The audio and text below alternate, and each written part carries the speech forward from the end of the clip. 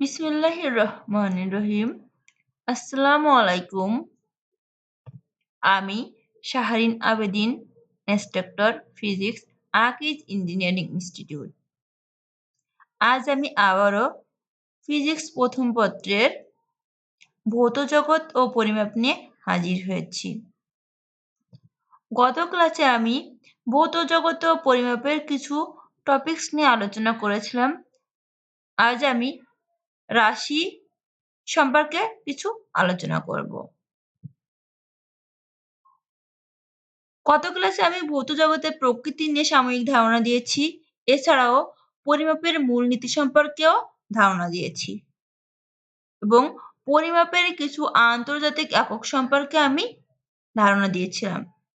আজ আমি রাশি সম্পর্কে বিস্তারিত আলোচনা করব।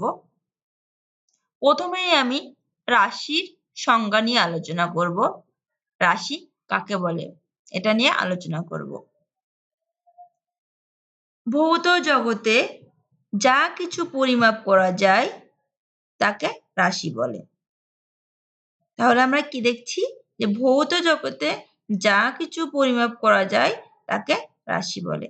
যেমন দৈর্ঘ্য, ভর, সময়, কাজ, বল, তাপ ইত্যাদি হচ্ছে রাশি। ভৌত জগতে যা কিছু পরিমাপ করতে পারবো সেগুলো রাশি, আর যেগুলো পরিমাপ করা যাবে না সেগুলো রাশি নয়। রাশিকে আমরা দুই ভাগে ভাগ করছি, একটা হচ্ছে মৌলিক রাশি, অন্যটা যৌগিক রাশি বা লব্ধ রাশি। তো আমরা এবার মৌলিক রাশি এবং যৌগিক রাশি নিয়ে বিস্তারিত আলোচনা করব। প্রথমেই আমরা মৌলিক রাশি নিয়ে আলোচনা করব। মৌলিক রাশি কাকে বলে আমরা জানব। যে সকল রাশি স্বাধীন বা নিরপেক্ষ, যেগুলো অন্য কোনো রাশির উপর নির্ভর করে না বরং অন্যান্য রাশি এদের উপর নির্ভর করে, তাদেরকে মৌলিক রাশি বলে। তাহলে সহজভাবে বলতে পারি কি, যে রাশি স্বাধীন বা নিরপেক্ষ, যা অন্য কোনো রাশির উপর নির্ভর করে না বরং অন্য কোনো রাশি এই রাশিগুলোর উপর নির্ভর করে, তা হচ্ছে মৌলিক রাশি। প্রকৃতিতে 7টা মৌলিক রাশি রয়েছে। এই 7টা মৌলিক রাশি হচ্ছে দৈর্ঘ্য, ভর, সময়, তাপমাত্রা, তড়িৎ প্রবাহ, দীপন তীব্রতা এবং পদার্থের পরিমাণ। এই 7টা মৌলিক রাশিকে আমরা একটা ছকের মাধ্যমে এই 7টি মৌলিক রাশির প্রতীক এবং একক সম্পর্কে একটু ধারণা নিব। দেখো, আমি আগেই বলেছি যে প্রকৃতিতে 7টা মৌলিক রাশি রয়েছে। এই 7টা মৌলিক রাশি হচ্ছে দৈর্ঘ্য, ভর, সময়, তাপমাত্রা, তড়িৎ প্রবাহ, দীপন তীব্রতা এবং পদার্থের পরিমাণ। এই 7টা মৌলিক রাশিকে আমরা কিছু প্রতীকের সাহায্যে প্রকাশ করি। সেই প্রতীকগুলো হচ্ছে দৈর্ঘ্যের প্রতীক এল, ভরের প্রতীক এম, সময়ের প্রতীক টি ছোট হাতের টি, তাপমাত্রার প্রতীক থিটা বা টি, তড়িৎ প্রবাহের প্রতীক আই, দীপন তীব্রতার প্রতীক আইভি, পদার্থের পরিমাণকে আমরা এন দ্বারা প্রকাশ করছি। এই 7টা মৌলিক রাশিকে আমরা কিছু এককের সাহায্যে প্রকাশ করি, যে এককগুলো শুনলে আমরা ওই রাশিগুলোকে আইডেন্টিফাই করতে পারি।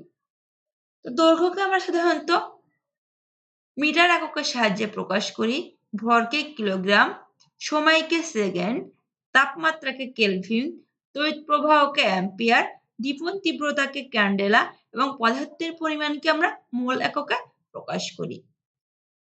এই এককগুলোকে আমরা আবার কিছু সংকেতের বা কিছু সিম্বলের সাহায্যে, কিছু প্রতীকের সাহায্যে প্রকাশ করি।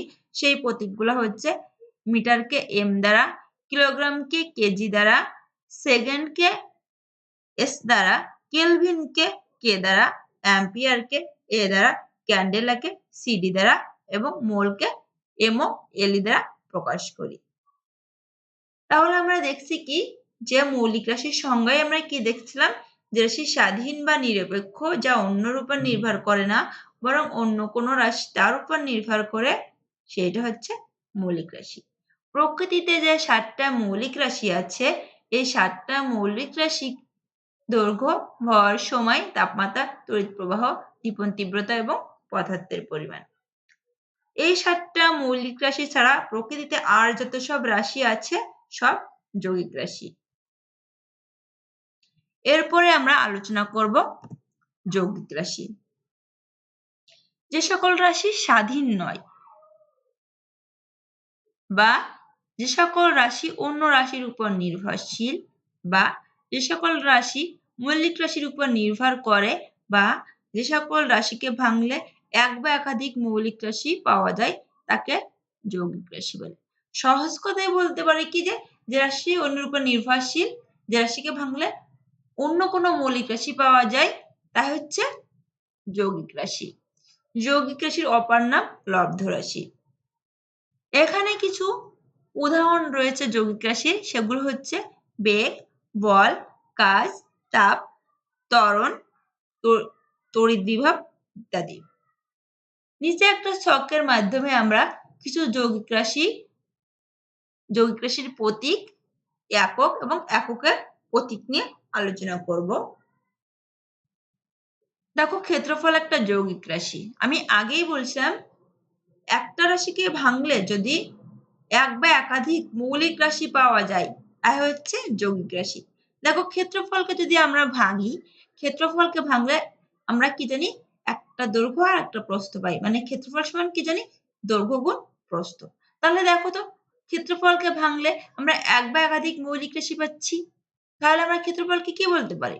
নিশ্চয়ই কি যৌগিক রাশি বলতে পারি। ঠিক তেমনি ভাবে আয়তনকে যদি আমরা ভাঙি, তো আয়তনের সূত্র কি জানি আমরা? দৈর্ঘ্য গুণ প্রস্থ গুণ উচ্চতা। দেখো তো, আয়তনকে ভাঙলে আমরা দৈর্ঘ্যের একক কি জানি? মিটার জানি। প্রস্থের একক কি জানি? আমরা মিটার জানি। উচ্চতার একক কি জানি? আমরা মিটার জানি। দেখো, তাহলে আয়তনকে ভাঙলে আমি 3টা মৌলিক রাশি পাইছি। তাহলে নিঃসন্দেহে কি আমি বলতে পারি আয়তন একটা যৌগিক রাশি? এরপরে দেখো বেগ। বেগকে ভাঙলে আমরা দূরত্ব ভাগ সময় পাই, কারণ বেগের সংজ্ঞা হচ্ছে নির্দিষ্ট দিকে একক সময়ে বস্তু যে দূরত্ব অতিক্রম করে তাই হচ্ছে বেগ। তাহলে বেগের সংজ্ঞা থেকে আমরা পাচ্ছি কি, বেগ সমান সমান কি জানি? দূরত্ব ভাগ সময়। তাহলে দেখো তো, বেগকে ভাঙলে একটা দূরত্ব পাচ্ছি আর একটা সময় পাচ্ছি, তাহলে কি নিঃসন্দেহে আমরা বলতে পারি বেগ একটা কি রাশি? যৌগিক রাশি। ঠিক তেমনি ভাবে ত্বরণকে আমরা ভাঙতে পারি, কম্পাঙ্ককে ভাঙতে পারি, ঘনত্বকে ভাঙতে পারি, বল, চাপ, কাজ ও শক্তি, ক্ষমতা, রোধ, বিভব, এই প্রত্যেকটা রাশিকে ভাঙলে আমরা এক বা একাধিক মৌলিক রাশি পাবো। এই যে এখানে কয়টা মৌলিক যৌগিক রাশি আছে? 12টা যৌগিক রাশি আছে। এছাড়া কিন্তু আরো অসংখ্য যৌগিক রাশি রয়েছে। মৌলিক রাশি যেমন স্পেসিফিক ভাবে আমরা বলতে পারি যে 7টা মৌলিক রাশি রয়েছে, কিন্তু যৌগিক রাশির ক্ষেত্রে কিন্তু ওইরকম কোনো ধরাবাঁধা সংখ্যা নাই, অসংখ্য যৌগিক রাশি রয়েছে। এই অসংখ্য যৌগিক রাশি এক বা একাধিক মৌলিক রাশির সমন্বয়ে গঠিত, মানে হচ্ছে এই রাশিগুলোকে ভাঙলে আমি ওই 7টা মৌলিক রাশির যে কোনো একটা বা যে কোনো 2টা বা একের থেকে অধিক সংখ্যক মৌলিক রাশি পাবো। দেখো, তাহলে আমরা দেখি এই ছকে কিছু রাশির প্রতীক, একক এবং এককের প্রতীক রয়েছে। রাশিগুলো দেখো, ক্ষেত্রফল, ক্ষেত্রফলকে আমরা কি দ্বারা প্রকাশ করছি? এ দ্বারা। আয়তন ভি দ্বারা। বেগ ছোট হাতের ভি দ্বারা। আয়তনকে কিন্তু আমরা বড় হাতের ভি দ্বারা প্রকাশ করছি। ত্বরণকে ছোট হাতের এ দ্বারা। কম্পাঙ্ককে ছোট হাতের এফ দ্বারা। যদি আমি বড় হাতের এফ দিতাম তাহলে কিন্তু বল প্রকাশ করতাম। ঘনত্বকে, ওইটা কিন্তু পি না, ওটা রো, মাথাটা একটা হালকা একটু বাঁকা হবে, পি এর মাথাটা হালকা বাঁকা হলে সেটা হচ্ছে রো। ঘনত্বকে আমরা রো দ্বারা প্রকাশ করছি, বলকে আমরা এফ দ্বারা প্রকাশ করছি, চাপকে আমরা, চাপের ইংলিশ প্রেসার, চাপকে আমরা পি দ্বারা প্রকাশ করছি, কাজকে আমরা ডাব্লু দ্বারা এবং শক্তিকে আমরা ই দ্বারা প্রকাশ করছি, ক্ষমতাকে আমরা পি দ্বারা প্রকাশ করছি। দেখো, চাপের ইংলিশ প্রেসার তাই পি দ্বারা প্রকাশ করছি, ক্ষমতার ইংলিশ পাওয়ার তাই পি দ্বারা প্রকাশ করছি, রোধকে আমরা আর দ্বারা, বড় হাতের আর দ্বারা প্রকাশ করছি এবং বিভবকে আমরা বড় হাতের ভি দ্বারা প্রকাশ করছি।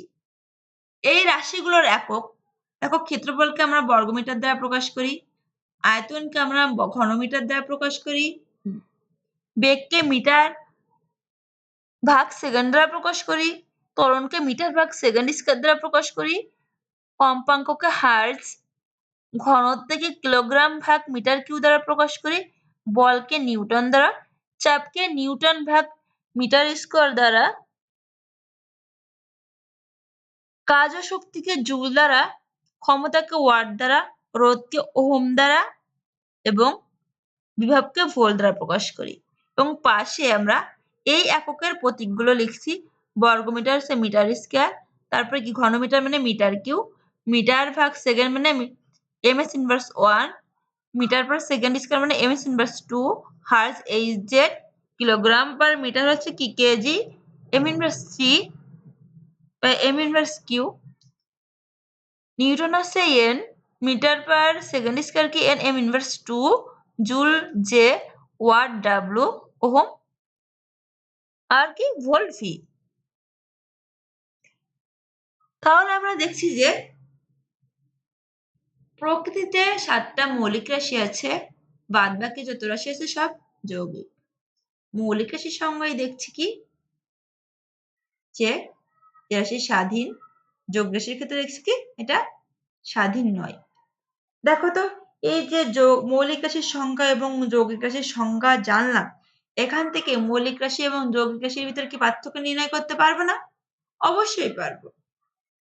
আমরা বলতে পারি কি সংজ্ঞা থেকেই তো বলতে পারি যে যে সকল রাশি স্বাধীন বা নিরপেক্ষ, যে সকল রাশি অন্য কোনো রাশির উপর নির্ভর করে না বরং অন্য কোনো রাশি এ রাশির উপর নির্ভর করে, তা হচ্ছে কি মৌলিক রাশি।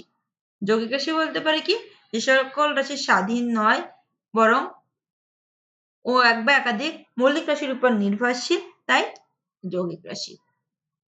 একটা পার্থক্য চলে গেল। 2 নম্বরের পার্থক্য আমরা উদাহরণ দিতে পারি। মৌলিক রাশির উদাহরণ কি? দৈর্ঘ্য, ভর, সময় ইত্যাদি। যৌগিক রাশির উদাহরণ কি? বেগ, বল, কাজ, তাপ ইত্যাদি।